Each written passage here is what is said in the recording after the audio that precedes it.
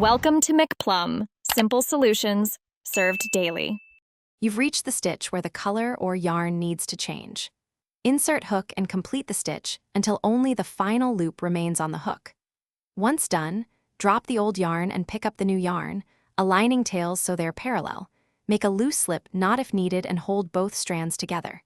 Make sure to position the new yarn over the hook in the working orientation, so your first yarn over uses the new color cleanly and without twisting. With the new yarn in place, yarn over and pull through the loop to complete that stitch using the new color. This secures the change. Then make the next stitch with the same yarn, maintaining your normal tension. Once you have 1-2 stitches worked with the new yarn, cross the tails over the back or weave them under stitches for extra security. This prevents gaps.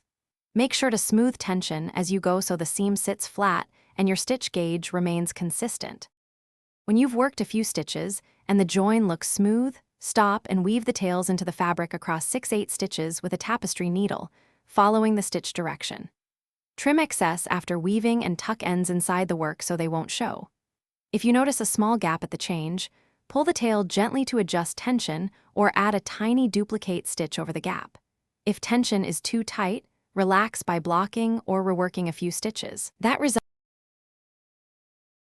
Thanks for watching. Stay juicy and subscribe.